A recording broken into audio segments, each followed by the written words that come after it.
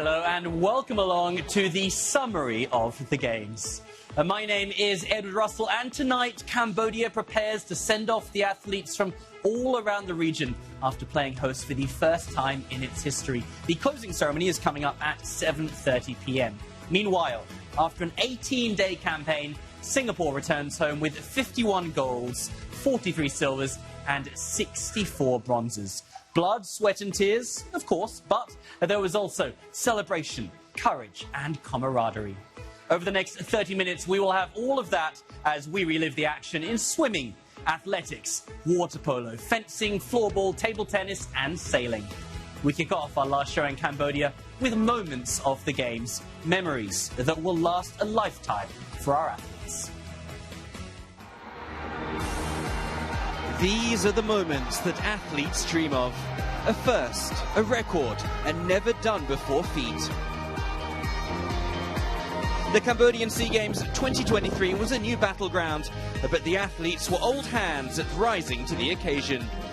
Jiu-Jitsu exponent Noah Lim took just under a minute to win the first gold for Singapore on day one and make it his third consecutive gold since 2019. Hours later, the women's 4x100 freestyle relay team touched home to take gold, one whose sheen was even more lustrous as it became Singapore's 1,000th gold medal since the Games started in 1959. 4 days later, esports won its first ever SEA Games gold, the men in Valorant having outfought everyone else, although the medal was finally shared with Indonesia. And finally, Veronica Shanti Pereira.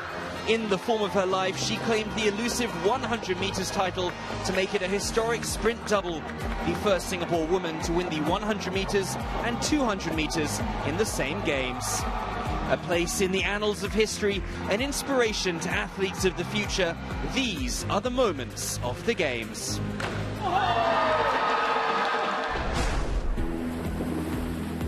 There were definitely moments to remember for the sailing squad, given that they competed in 8 classes and medalled in 7. More impressively, it was done with a squad of 9 debutantes and 1 veteran. The result, 3 golds and 4 silvers. Brian Lowe, the senior, led perfectly, taking the gold in dominant fashion in the Ilka 7. 16-year-old Isaac Goh left his rivals behind to clinch gold in the mixed Ilka 4. In the mixed 29er class, Ellen Tan and Chatek Pin edged their competitors for top spot.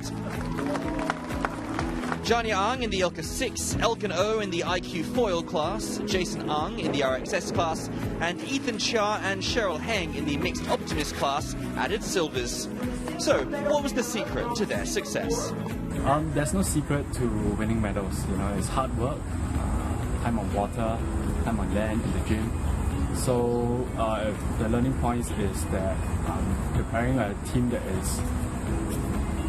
has the most potential to win going into the event, and then preserving the potential and converting it into medals. One name stood out at the table tennis competition at the 2023 SEA Games. Isaac Kwek, 16, debutant. He had frustratingly missed out on selection for the previous Games in Hanoi, and he was on a mission to make up for it. His first taste of SEA Games action was in the men's team. Singapore topped their group to meet Thailand in the semi-final. They disposed of the defending champions efficiently to set up a gold medal match with Malaysia. With both Clarence Chiu and Koen Pang winning their ties, it smoothed the way for Isaac to wrap up the match. He duly did so, and the men recaptured a title they had last won in 2015. The next golden opportunity was in the men's doubles. Singapore had taken silver in the women's doubles and the mixed doubles. It was left to the youngest pairing to provide the ending the team desired. Isaac Kwek and Koen Pang duly consigned their causeway rivals to defeat, keeping the title in Singapore hands. Into the singles, and with Clarence Chiu bowing out in the quarterfinals, Isaac Kwek was Singapore's sole flag bearer. He marched on to the final against Vietnam's An Tu Nguyen and wiped him out with a 4-0 scoreline. The youngest in the team had the gold, and there was double joy when the oldest in the women's team won the singles title as well, a fact that Zheng Jian celebrated joyfully with coach Jing Junhong. Gao Ning, who had himself won the singles gold 5 times in the SEA Games, was quietly proud of his charge. 他有这个冲击金牌的能力，然后呢，主要就是在比赛当中的话，他的心态和技术上面的，就是有一些调整啊，然后针对就是他的对手，然后做出一些调整的话，他的就是打法方面还是比较先进的，就是比较占优势的，对。 Isaac is a result of a concerted effort to blood new talent, as well as make the transition to an all-local squad. This plan looks set to continue. 当然了，因为我相信年轻的球员是每个球队的新陈代谢必备的新的血液，所以新的血液进入了这个国家队，不断的成长、不断的磨练，我相信，取得的成绩能够带给今后本地的这些。 接下来的孩子很好的一个鼓舞吧，冬运会是他们一个很好的起步，希望他们在未来的日子里能够在更高的世界的舞台能够再展现自己吧。 Yes, so many young ones, so many debutantes in sailing and in table tennis. They didn't just get to experience the games, they also won medals to pin to Singapore's medal board. Well done to all of them. All right, it is time for a very short break. Then we will be back with water polo, fencing, floorball, and the sport, and the sprint queen, who left her rivals in the dust, Shanti Pereira.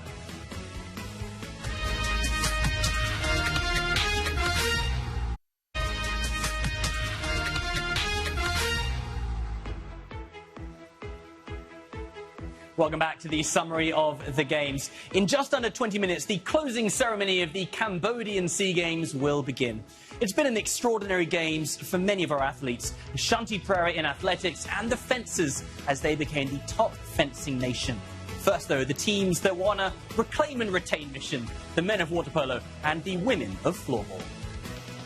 It was a moment to savour for the Singapore men's water polo team as they reclaimed their place at the top of the podium. This was title number 28 after having sealed the gold 27 times prior to the 2019 edition, where they returned with a bronze medal. They finished unbeaten this time around with 5 wins from as many games and now look like a side back to their very best. We fight a lot and we did really a lot of preparation and hard training. That's why now we are really happy. And now we got the gold medal. And the next step is we want to go to Asian game and we want to be top 3 of Asia. That's why still we have long-term plan and we know what we must do and we can do. And we share, we know, all players, we know that what is the goal, our goal, what is our goal. That's why just we continue hard work and go for it.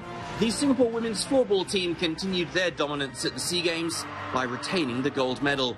They defeated Thailand 4-2 on the final day of action to avenge their 1-3 group stage loss to the same opponents and seal a 3rd gold medal. The 3rd win in as many finals has seen them win every gold since the introduction of the sport at the 2015 edition. It's really the cherry on top of the cake. We trained really long since the last SEA Games, which was 2019. So winning the gold medal really puts full stop on this journey and also prepare us for the World Championships in December. They really continue to push forward. I think behind the scene, really the support from the family, support from the coaches in the local fraternity, the management, the sponsors, all this really plays a huge part. I think all in, it's not just about 1 year. I think it's about the legacy that we want to build. And I think moving ahead, the association, we have come up with some plans that we want to continue to keep this going. So hopefully one day we will be the pride and glory of Singapore. The fencing competition only has 12 gold medals up for grabs, 6 in the individual and 6 in the team events. Having topped the fencing medal tally with 6 gold medals at the Hanoi Games last year, Singapore would have done well to match that achievement this year, considering that it arrived in Phnom Penh with 11 SEA Games debutants in their 23-member squad. So it was celebrations all round when the women's épée team won Singapore's 7th gold medal on the final day of competition after beating the Philippines. With a total haul of 7 gold, 3 silvers and 6 bronze medals, it represented Singapore's best showing ever at the biennial regional competition and established the Republic as a powerhouse in the region alongside countries like Vietnam and Thailand. Singapore's other gold medals came from Maxine Wong in the women's individual foil, El Ko in the women's individual épée, Sito Gentong in the men's individual épée, Samuel Robson in the men's individual foil, Juliet Heng in the women's individual sabre, and the women's foil team. I'm more than proud of the team. So we win 16 medals in total, which is the highest number of medals any country made it at the fencing at the SEA Games ever. And I can say 7 golds, which was our target for this competition, 3 silver medals and 6 bronze. It's always hard to predict what's going to be, so we know that our team is doing well overall. We're aiming higher, that's why the SEA Games is something like a kind of checking point for us. So we expected that we are able to deliver 7 to 8 gold medals in this competition, but of course we cannot guarantee. Luckily, and good for us, we did it. This time we have more individual medals than last time. This time less team medals. It's always hard, I need to say. Every single medal is important for us. I need to see, I will be a little bit biased here. I need to mention men's épée individual. It's something which is the first time ever. We had the men's épée gold, and the performance was really outstanding from the Sito Tsiantong. And I need to say this. I need to thank Coach Shim, Coach Henry, Coach Kim, Coach David, Coach Simon, Coach Eugene, Coach Joseph, Coach Michael, Coach Slava for this outstanding performance.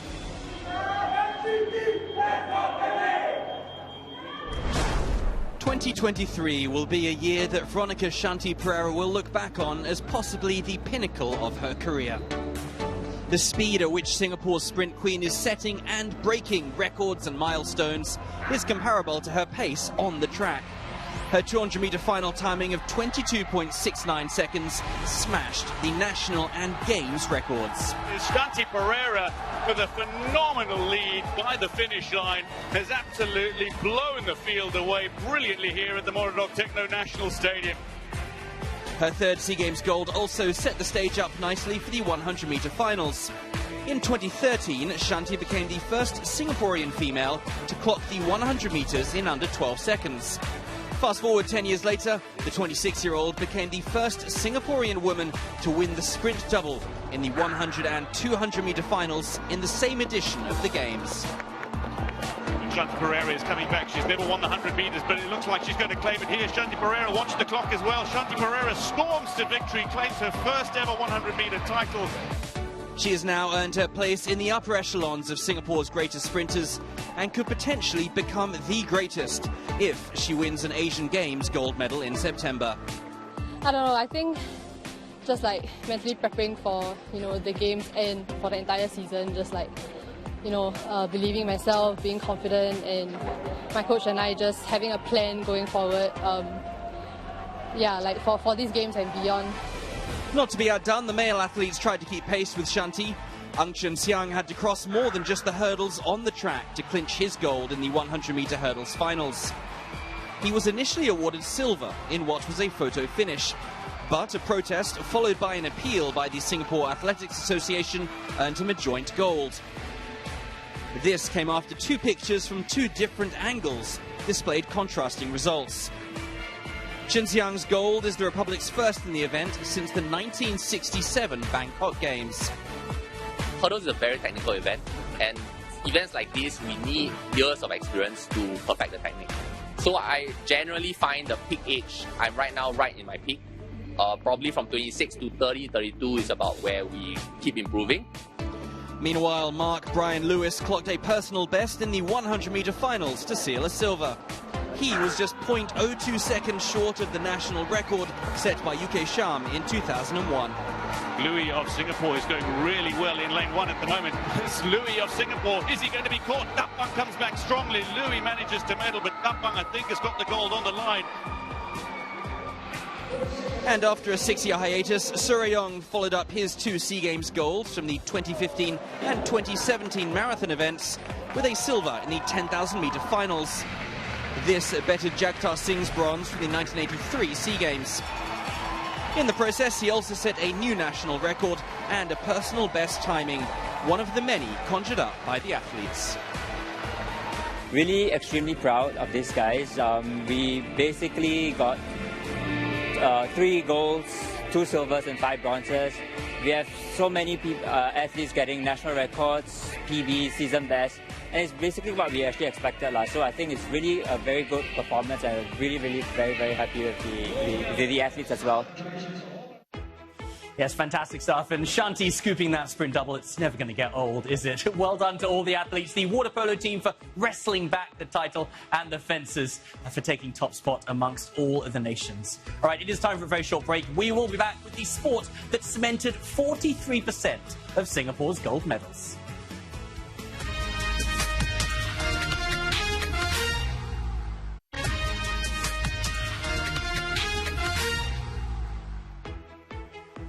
Welcome back to Summary of the Games, where we end with a sport that has been extraordinary for Singapore, swimming. The 22 gold medals earned across 6 days of competition fell just one short of the record of 23 goals set in 2015 and in 2019. However, the 47 medals was the biggest haul in the pool in the Republic's history at the Games. And if that wasn't enough, those bragging rights, the swim team were also involved in Singapore's 1,000th gold medal, 64 years after hurdler Tan Eng Yuen secured the Republic's first gold at the 1959 Bangkok Games. Kwa Tingwen, Kwa Jingwen, Nor Marina Chan and Amanda Lim delivered that prestigious number on day one in the women's 4x100 freestyle finals. Team Singapore, unless there's a disqualification, will win their 1,000th gold medal of the Southeast Asian Games. Appropriately, it comes from the pool. Appropriately, it comes from a bunch of swimmers who've given them glory for so long over the last decade and a half. A fitting tribute as just over 370 of those 1,000 gold medals have come from the pool, with the Kwa siblings contributing to just under 1/5 of those swimming golds. And as expected, they continued to add to that magic number, this time by uniting to compete as a family for the first time at the SEA Games, together with an adopted sibling for the day. Normally I go by Nick Ma, but tonight I'm Nick Kwa, so it's actually 4 of us, it's not 3 of us. That medal in the mixed 4x100 metre medley relay was one of 16 golds won by the 3 siblings at the Games, with 8 of those shared amongst themselves in the relays.